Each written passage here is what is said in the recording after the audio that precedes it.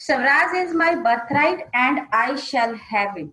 स्वराज मेरा जन्मसिद्ध अधिकार है और मैं इसे प्राप्त करके रहूंगा। बाल गंगाधर तिलक जी के इन शब्दों के साथ मैं Neetu Garg, lecturer in history, आप सबका हमारे channel learn at home with Neetu Garg पर स्वागत करती हूँ। आज हम क्लास 10 के हिस्ट्री में से लेसन नंबर 2 भारत में राष्ट्रवाद का भाग 3 करेंगे। प्यारे बच्चों, पिछले चैप्टर में हमने पिछले भाग में हमने असहयोग आंदोलन, गांधी जी की आरंभिक सत्याग्रह और आर्थिक महामंदी की बात की थी। आज हम गांधी जी के दांडी मार्च और सविनय आंदोलन की बात करेंगे। गांधी जी ने नमक पर लगने वाले टैक्स का विरोध करने का निर्णय लिया। क्यों? क्योंकि अंग्रेजों ने नमक पर बहुत भारी कर लगा दिए थे, जिस वजह से इतनी जरूरी वस्तु, अपरिहार्य वस्तु के रेट बढ़ गए और गरीब लोगों के लिए इस नमक को खरीदना मुश्किल हो गया। तो गांधी जी ने फैसला किया कि इस नमक पे से टैक्स खत्म होना चाहिए, क्योंकि ये वस्तु हमारे देश में ही बनती है और हमारे देश के पानी से ही बनती है। ज्यादातर लोगों को ऐसा लगा कि शायद ये कोई मजाक होगा, लेकिन धीरे धीरे ये बात सभी को समझ आने लगी कि नमक कानून जो है एक बहुत बड़ा मुद्दा बन सकता है अगले आंदोलन के लिए। गांधी जी ने वाइसराय इरविन को चिट्ठी भी लिखी, अन्य मांगों के साथ नमक कर को समाप्त करने की मांग भी रखी। दांडी मार्च और नमक आंदोलन को गांधी जी ने 12 मार्च 1930 को शुरू किया, जब वाइसराय इरविन ने गांधी जी की मांगों को मानने से मना कर दिया। गांधी जी अपने आश्रम साबरमती से 78 अनुयायियों के साथ दांडी के लिए चल पड़ते हैं, जहां पर जाकर वे नमक कानून तोड़ेंगे। उन्होंने 24 दिन तक चलकर साबरमती से दांडी की यात्रा 240 मील की यात्रा तय की। वे हर रोज 10 मील की यात्रा तय करते थे और रास्ते में लोगों को इस आंदोलन से जुड़ने के लिए प्रेरित करते थे। अनेकों लोग, अलग अलग तबके के लोग गांधी जी के साथ जुड़ते चले गए और आखिरकार 6 अप्रैल 1930 को गांधी जी दांडी पहुंच जाते हैं और उन्होंने वहां पर पानी को उबालकर नमक बनाकर नमक कानून को तोड़ दिया, क्योंकि भारत में नमक बनाना जो था वो बैन था। इसी नमक कानून को तोड़ने के साथ पूरे देश में सविनय अवज्ञा आंदोलन की शुरुआत हो जाती है। देश के विभिन्न भागों में हजारों लोगों ने नमक कानून को तोड़ा। सरकारी नमक के कारखानों के सामने लोगों ने धरना प्रदर्शन किया, विदेशी कपड़ों का बहिष्कार किया, किसानों ने लगान देने से भी मना कर दिया, आदिवासियों ने जंगल संबंधी कानूनों का उल्लंघन किया। गांधी जी ने स्वदेशी का प्रचार किया और अंग्रेजों की आज्ञा का पालन करने से साफ इनकार कर दिया। अंग्रेजी शासन के चुपचाप बैठे रहे? क्या उनकी कोई प्रतिक्रिया नहीं आई? नहीं, ऐसा नहीं है। जिस समय भारत में सविनय अवज्ञा आंदोलन पूरे जोरों पर था, ठीक उसी समय अंग्रेजी सरकार ने भी कांग्रेस के नेताओं को बंदी बनाना शुरू कर दिया। इससे कई स्थानों पर झड़पें हुई। लगभग 1 महीने बाद गांधी जी को भी हिरासत में ले लिया गया। लोगों ने अंग्रेजी राज के प्रतीकों पर हमला करना शुरू कर दिया, जैसे पुलिस थाना, नगर पालिका भवन, कोर्ट, रेलवे स्टेशन। सरकार का रवैया बहुत बेहद क्रूर था, यहाँ तक कि उन्होंने महिलाओं और बच्चों को भी पीटा और 1 लाख से अधिक लोगों को हिरासत में ले लिया। ऐसे में स्थितियां दोनों ओर से ही बद से बदतर हो जाती जा रही थी। जहां सविनय अवज्ञा आंदोलन पूरे जोरों पर था, वहीं अंग्रेजी सरकार का दमन चक्र भी बहुत आगे तक बढ़ रहा था। उसके बाद है गोलमेज सम्मेलन।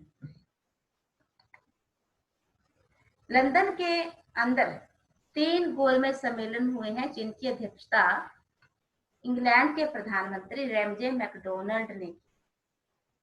आप इस चित्र में देख सकते हैं, ये द्वितीय गोलमेज सम्मेलन का चित्र है और यहाँ पर आप देख सकते हैं कि हमारे गांधी जी बैठे हैं। जो प्रथम गोलमेज सम्मेलन है वो 1930 में हुआ, लेकिन इसमें कांग्रेस ने भाग नहीं लिया, क्योंकि उस समय भारत में सविनय अवज्ञा आंदोलन चल रहा था, जबकि बाकी जो राजनीतिक दल थे उनके नेताओं ने इसमें भाग लिया था। लेकिन कांग्रेस के ना होने की वजह से किसी भी फैसले पर यह सम्मेलन पहुंच ना सका और इन्होंने वापस से भारत में कांग्रेस को मनाना शुरू कर दिया। इसी बीच द्वितीय गोलमेज सम्मेलन जो है उस समय तक गांधी जी को मना लिया गया और कांग्रेस की तरफ से गांधी जी द्वितीय गोलमेज सम्मेलन में भाग लेने के लिए जाते हैं, लेकिन वहां पृथक निर्वाचिका का सवाल खड़ा होते देख गांधी जी इस आंदोलन जो द्वितीय गोलमेज सम्मेलन है इससे नाराज होकर वापस आ जाते हैं।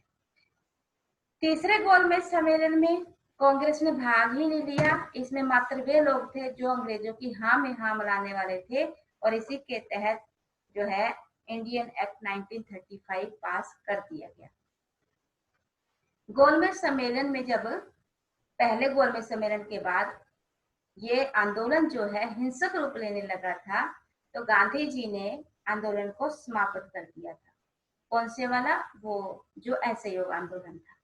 लेकिन 5 मार्च 1931 को गांधी जी ने इरविन के साथ एक समझौते पर हस्ताक्षर किए जिसे गांधी इरविन पैक्ट भी कहा जाता है। इसके अनुसार गांधी जी गोलमेज सम्मेलन में शामिल होने के लिए लंदन जाएंगे और बदले में अंग्रेजी सरकार राजनीतिक कैदियों को जिन्होंने हिंसा में भाग नहीं लिया उन्हें रिहा कर देगी। और गांधी जी दिसंबर 1931 को लंदन में जाते हैं, लेकिन वार्ता विफल हो जाती है। गांधी जी निराश होकर लौट आते हैं। जब गांधी जी भारत लौटते हैं तो उन्होंने पाया कि बहुत सारे नेता जो थे वो जेल में थे। कांग्रेस को गैर कानूनी घोषित कर दिया गया था। किसी भी प्रकार की मीटिंग, धरना, प्रदर्शन को रोकने के लिए सरकार कड़े कदम उठा रही थी।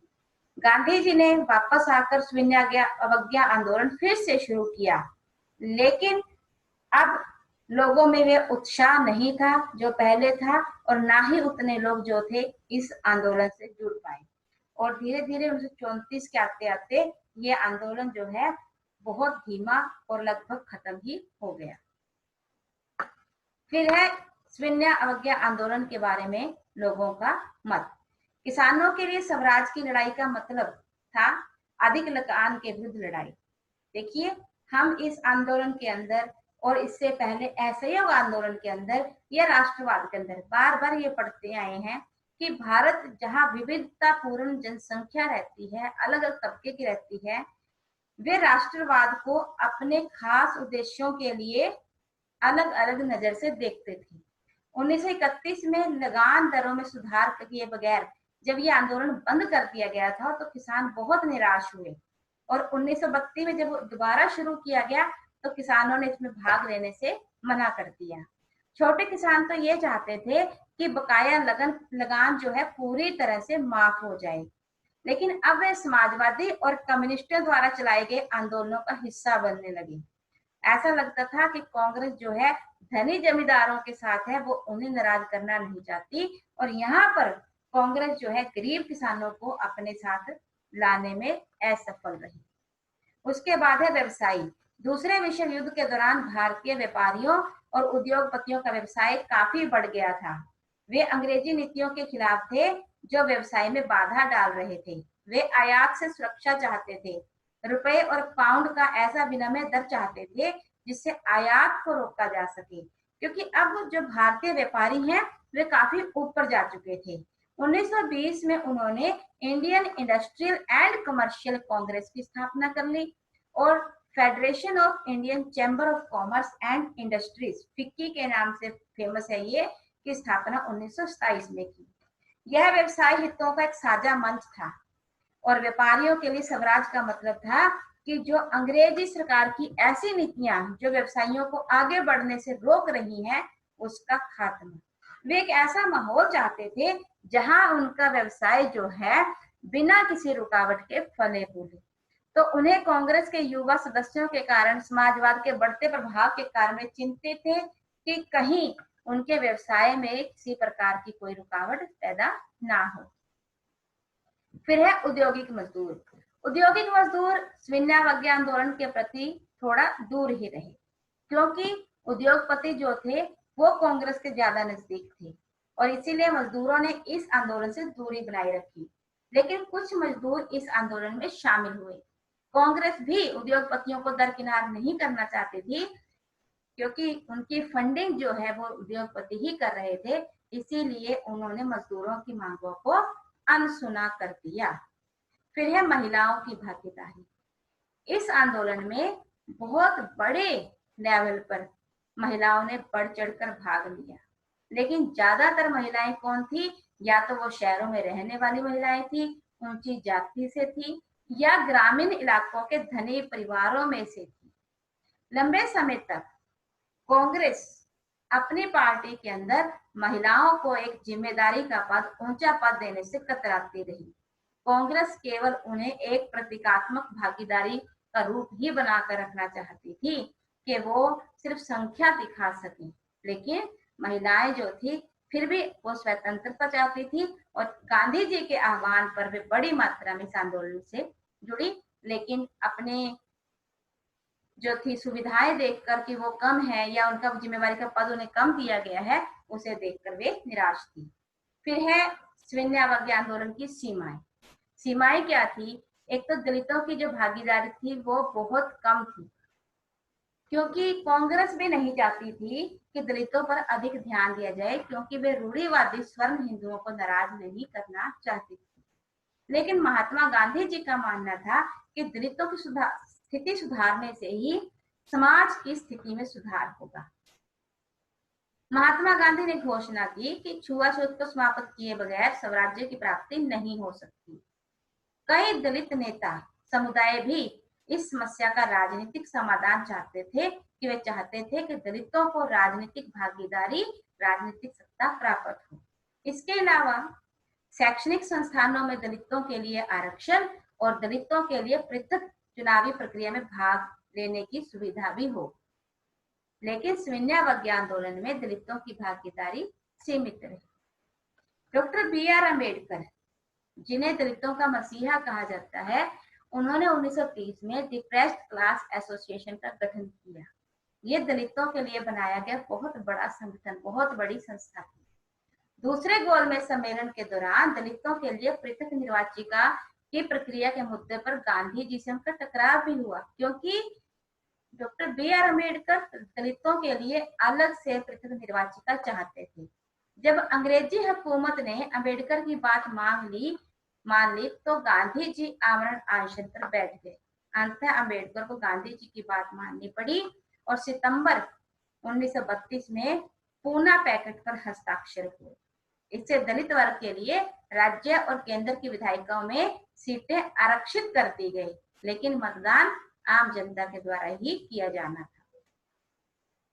फिर है मुसलमानों की भागीदारी। असहयोग खिलाफत आंदोलन के धीमा पड़ने के बाद मुसलमान एकाएक बड़ा तबका जो है कांग्रेस से दूर होता चला गया और 1920 के दशक के मध्य से ही कांग्रेस को हिंदू राष्ट्रवादी समूहों के साथ जोड़कर देखा जाने लगा। कांग्रेस और मुस्लिम लीग के बीच एक गठन बनाने की कोशिश तो अनेकों बार हुई, लेकिन मोहम्मद अली जिन्ना जो है वो जो मुस्लिम लीग के एक महत्वपूर्ण नेता थे, वे पृथक निर्वाचिका प्रणाली का पक्ष ले रहे थे। उन्हें लगता था कि हिंदू बहुल राष्ट्र के अंदर मुसलमानों के हितों की रक्षा कभी नहीं हो सकती। वे मुस्लिम बहुल इलाकों में जनसंख्या के अनुपात में प्रतिनिधित्व चाहते थे।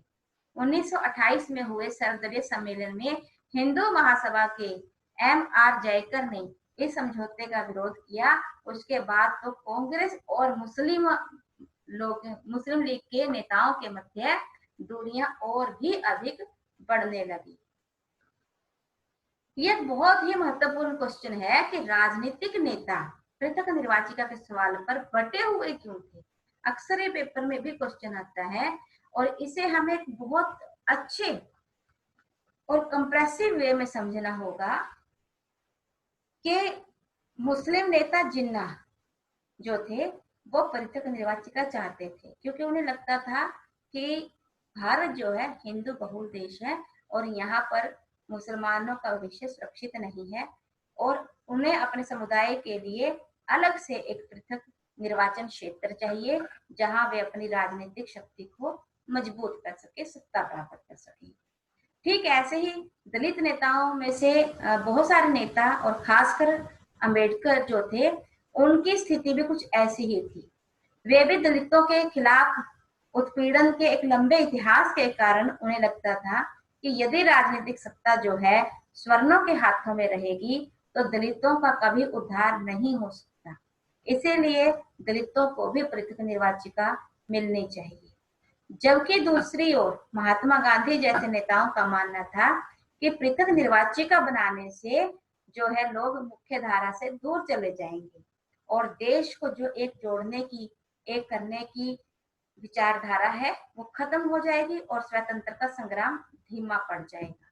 इसीलिए मोहम्मद अली जिन्ना और अंबेडकर ये पृथक निर्वाचिका के पक्ष में थे, जबकि कांग्रेस जो थी वो पृथक निर्वाचिका नहीं चाहती थी। फिर बात करते हैं राष्ट्रवाद की। जैसे हमने चैप्टर नंबर 1 में देखा कि जर्मनी और फ्रांस जैसे देशों ने राष्ट्रीयता की भावना का प्रसार करने के लिए रूपक बनाए, अपने देश के लोगों को जोड़ने के लिए एक ऐसी तस्वीरें बनाई जो लोगों के अंदर मातृभूमि से प्रेम जगाते, राष्ट्रीयता की भावना जगाते। तो ऐसा ही कुछ भारत में भी हुआ। भारत में भी जहां पर अलग अलग धर्मों के लोग, अलग अलग वर्ग के लोग थे, उन्हें एक सूत्र में बांधने के लिए, राष्ट्रवाद की भावना को जगाने के लिए उन्हें भी एक ऐसा रूपक देना आवश्यक था जहां पर वे सब अपने आप को भारतीय कह सकें या सभी अपने आप को एक खास माता की संतान। और ऐसे ही कुछ तस्वीरें बनाई गई जो भारत माता को रूपक दे रही थी, भारतीयता को रूपक दे रही थी। जैसे कि ये सबसे पहले बनाई गई सन्यासिनी की तस्वीर, ये भारत माता की सन्यासिनी की तस्वीर है। वही भारत माता को एक राजनीतिक सशक्त अंग के रूप में भी दिखाया गया। ये तस्वीर आप देख सकते हैं, ये भारत माता की तस्वीर अवनींद्रनाथ टैगोर के द्वारा चित्रित की गई है, जो सन्यासिनी वाले चित्र के बिल्कुल विपरीत है।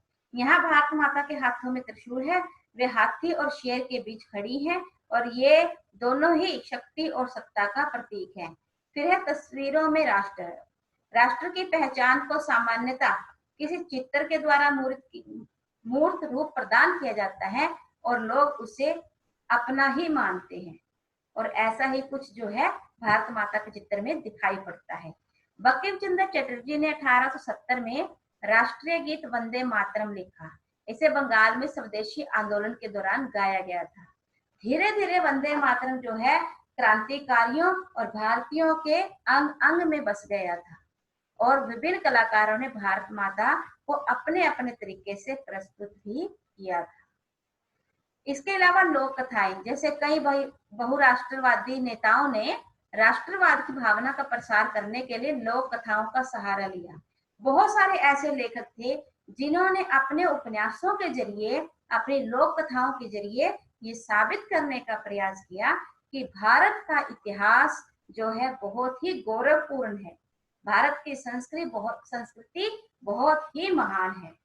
फिर राष्ट्रीय ध्वज भारतीयों को एक करने के लिए, एकता के सूत्र में बांधने के लिए और राष्ट्रीयता की भावना का प्रसार करने के लिए भारत में राष्ट्रीयता का जो विकास है वो कई चरणों में हुआ। जब स्वदेशी आंदोलन चल रहा था तब भारत के लोगों के लिए एक तिरंगा बनाया गया, लाल, हरा और पीला। इस झंडे में उस समय के 8 राज्यों के प्रतीक के रूप में, क्योंकि भारत जो है उस समय 8 बड़े सूबों में बटा हुआ था, तो 8 कमल के फूल बनाए गए। इस पर एक दूज का चांद बनाया गया। तो दूसरी तरफ जो है सूर्य का चिन्ह, ये स्वास्तिक सूर्य का चिन्ह बनाया गया जो हिंदू और मुसलमानों का प्रतीक था, ताकि सभी लोग जुड़ सकें। फिर 1921 में गांधी जी ने स्वराज ध्वज का डिजाइन तैयार किया। यह भी एक तिरंगा ही था, लाल, हरा और सफेद। इसके बीच में चरखा था जो कि स्वदेशी आंदोलन का प्रतीक था। कई भारतीयों का मानना था कि अंग्रेजों ने भारत के इतिहास को तोड़ मरोड़ कर पेश किया है। उन्हें लगता था कि हमारे इतिहास को भारतीय दृष्टिकोण से जानने की भी प्रयास करने चाहिए। भारत का इतिहास जो है बेहद सुनहरा है और उसे उजागर करने की आवश्यकता है, ताकि भारतीय लोग अपने इतिहास पर, अपनी संस्कृति पर गौरव महसूस कर सकें। ऐसे ही कुछ चित्र हमारे लेसन के अंदर जो देखने को मिलते हैं उनमें से एक है पंडित जवाहरलाल नेहरू जी का बहुत ही फेमस चित्र, जहां उनके हाथ में एक किताब है और जिसमें भारत माता का चित्र बना हुआ है। इसके अलावा उनके पॉकेट पर गुलाब का फूल जो है, ये दर्शाता है कि उन्हें गुलाबों से कितना ज्यादा प्रेम था। ऐसे ही एक तस्वीर हमारे सामने इस लेसन में जो है हमारी एनसीईआरटी की बुक में, वो दिखाई पड़ती है बाल गंगाधर तिलक की, जिन्होंने स्वराज के लिए एक बहुत लंबी और एक बहुत ही शानदार लड़ाई लड़ी, बहुत से अखबार निकाले और आंदोलन चलाए। इसके अलावा हमारे पास अंत में कुछ तिथियां हैं, और ये तिथियां इतनी इंपॉर्टेंट है कि यहाँ से अक्सर एक एक मार्क्स के क्वेश्चन उठ जाते हैं। जैसे कि 1918 से 1919 के बीच में, जब बाबा रामचंद्र जी हैं उत्तर प्रदेश के किसानों को संगठित कर रहे थे। मैंने एक क्वेश्चन भी दिया था आपको पिछले भाग में से कि 1920 के अंदर अवध में किसान आंदोलन का नेतृत्व कौन कर रहे थे? बाबा रामचंद्र। ये कौन थे? बंधुआ मजदूर थे, जो फिजी, गुहाना जैसे देशों में बंधुआ मजदूर के रूप में कार्य करके आए थे। फिर अप्रैल 1919 में क्या घटना घटी थी? जो थी जलियांवाला बाग हत्याकांड और रोड एक्ट के खिलाफ गांधी जी का सत्याग्रह।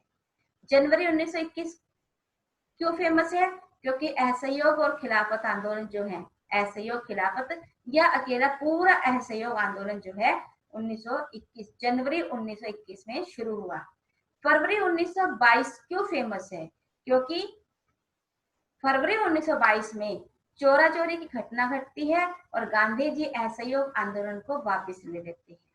मई 1924 ये क्यों फेमस है? क्योंकि सीताराम अलूरी सीताराम राजू, जो कि गुडेम की पहाड़ियों में आदिवासियों का असहयोग आंदोलन के लिए नेतृत्व कर रहे थे, उनकी गिरफ्तारी हो जाती है और 2 वर्ष से चला आ रहा हथियारबंद आदिवासियों का संघर्ष समाप्त हो जाता है। फिर दिसंबर 1929 ये फेमस है, ये बहुत ज्यादा फेमस तारीख है। इसमें कांग्रेस का एक बहुत ही ऐतिहासिक अधिवेशन होता है लाहौर के अंदर, और इसमें पूर्ण स्वराज की मांग को स्वीकार किया गया और इसकी अध्यक्षता पंडित जवाहरलाल नेहरू जी ने की थी। उसके बाद है 1930, अंबेडकर जी दलित वर्ग एसोसिएशन की स्थापना करते हैं और दलितों के हितों को सुरक्षित करने के लिए अपने प्रयास और अधिक बढ़ा देती है। फिर है गांधी जी दांडी में नमक कानून का उल्लंघन करके सविनय आंदोलन भी जो है मार्च 1930 में ही शुरू करते हैं। मार्च 1931 की खास बात क्या है? जब 5 मार्च 1931 को गांधी जी और लॉर्ड इरविन के बीच समझौता होता है और गांधी जी सविनय आंदोलन को वापस ले लेते हैं। उसके बाद दिसंबर 1931 को गांधी जी दूसरे गोल में सम्मेलन में भाग लेने के लिए जाते हैं, लेकिन पृथक निर्वाचिका जैसे षड्यंत्र को देखकर गांधी जी निराश होकर वापस लौट आते हैं और आकर फिर से सविनय आंदोलन को 1932 में शुरू कर देते हैं। लेकिन क्योंकि अब लोग जो है इससे काफी दूर हो चुके थे, इसीलिए काफी ठंडा पड़ जाता है और 1934 के आते आते ये आंदोलन जो है वो खत्म हो जाता है। लेकिन प्यारे बच्चों, इसी के अंदर एक और भी बात है कि गांधी जी का हमने इस लेसन के अंदर जो है असहयोग आंदोलन बहुत बड़ा आंदोलन पढ़ा। फिर हमने पढ़ा इसके अंदर सविनय अवज्ञा आंदोलन। गांधी जी के 3 आंदोलन ऐसे हैं जो बहुत ही ज्यादा फेमस रहे हैं। अब 2 तो हमने इस लेसन के अंदर पढ़ लिए, और जो तीसरा आंदोलन है वो है भारत छोड़ो आंदोलन। ये आंदोलन गांधी जी ने 1942 को चलाया था और 8 अगस्त को, इसीलिए इसे अगस्त क्रांति भी कहते हैं। इसमें गांधी जी ने अंग्रेजों को सीधे सीधे भारत छोड़ने के लिए बोल दिया था। गांधी जी ने इस आंदोलन के लिए 2 नारे चुने थे, एक तो करो या मरो और दूसरा था अंग्रेजों भारत छोड़ो। हालांकि ये आंदोलन भी अपने उद्देश्य में इतना अधिक सफल तो नहीं हो पाया, लेकिन इस आंदोलन ने अंग्रेजी साम्राज्य की जड़ें इस प्रकार से हिला दी जो दोबारा से अंग्रेज कभी भी ना जम सके। इस आंदोलन में सक्रिय भागीदारी जो थी छात्रों की, मजदूरों की, किसानों की थी। इसके अलावा जयप्रकाश नारायण, अरुणा आसफ अली, राम मनोहर लोहिया और बहुत सारी महिलाएं, बंगाल जैसे मातंगनी हजारा, असम से कनका बरुआ और उड़ीसा में रमा देवी थी जो इस आंदोलन से जुड़ी थी। लेकिन फिर भी अंग्रेजों को इस आंदोलन को दबाने में लगभग 1 वर्ष लग गया और फिर उनके पैर जो है कभी भी भारत में जम ना सके और 1947 में अंग्रेजों को भारत छोड़कर जाना ही पड़ा। और ये एक लंबी लड़ाई जो लगभग 1915 से गति पकड़ती है, 1947 जिसे हम 1919 से लेकर 1947 को गांधी युग भी कहते हैं, यही राष्ट्रवाद का एक बहुत बड़ा सूत्रपात थी और यही समय जो था उसने भारत को आजादी भी दिलाई थी। मैं आशा करती हूँ कि ये लेसन आपको बहुत अच्छे से समझ आया होगा और इसे आप 2-3 बार अच्छे से देखिए, सारी तीनों वीडियोस देखिए तो ये लेसन आपको अच्छे से समझ आ जाएगा। तब तक के लिए मिलते हैं नेक्स्ट लेसन में। तब तक के लिए अपना और अपनों का ध्यान रखिए और टेक केयर एंड